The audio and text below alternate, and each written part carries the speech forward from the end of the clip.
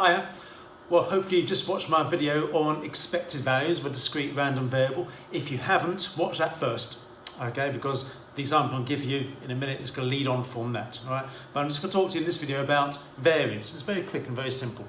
So first of all, shorthand for variance, we write down VAR, x, obviously for variance of x, and here's the formula, okay? I'm not going to talk to you about it now. This is not what this is about, okay? It is the expected value of x minus mu squared.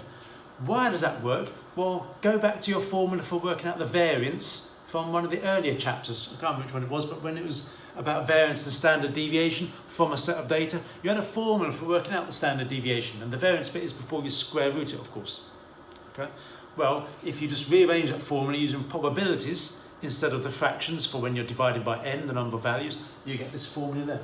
And as with the formula for standard deviation before, there were two different formulas. Remember, one where you had x minus x bar, the mean, okay, and then squaring them, or there's another one where you square the values first, x squared, subtract x bar, or the mean, mu squared, okay. This is the second one, okay, in terms of the probabilities. So it's expected value of x squared, subtract mu squared. And that is why in the previous video, again, hopefully you watched it, I talked about the expected value of x squared, you see. This is why it's really important. So though there are two formulae for the variance of x, as I've noted in red here, this one is easier, and that's the one you should prefer to use. Okay, this one can be done, but it's just actually more time consuming, okay, if you want to get something done quickly. Okay, so the formula is variance of x is the expected value of x squared, subtract mu squared. Okay, and I've just put here a couple of useful symbols because you might see these floating around. Okay, expected value of x, I've already said before, is the mean. Mu is often the letter we use for that, and we often use sigma squared for the variance of x. Remember, sigma being for the standard deviation.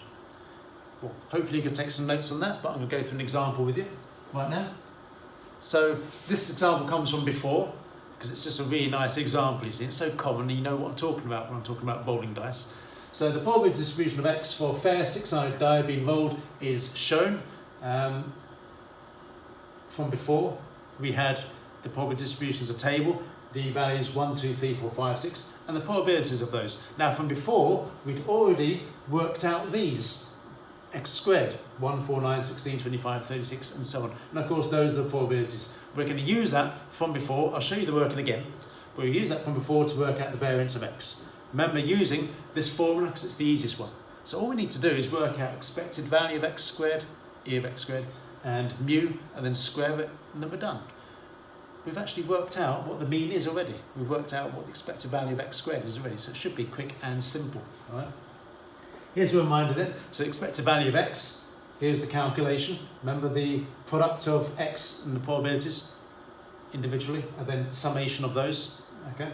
And then that is 3.5, I've written it as 7 over 2, for reasons that become obvious in a minute. And then a reminder here about expected value of x squared. So the squared values multiplied by the probabilities. Okay. Again, then adding them together. And if it's a top-heavy fraction, again, the reason will become clear. So now we're going to do the difference. We're going to subtract these, you see. So in terms of the working, you're going to have the variance of x is just expected value of x squared, 91 over 6, subtract the mean squared, which of course is 49 over 4. And then dealing with fractions, it's much simpler and quicker for us to do in our head, isn't it? You get 35 over 12. And that's our variance, okay? And that is pretty much it, okay? I'm hoping you found that useful, okay? I'm hoping you found that quite manageable as well. This bit, to be honest, is one of the easier bits of statistics, okay? Coincidentally enough, it's also probably one of the most useful, really, if you think about it. Working out averages, the mean in this case, and working out spread, variance and standard deviation in this case, is extremely important, isn't it?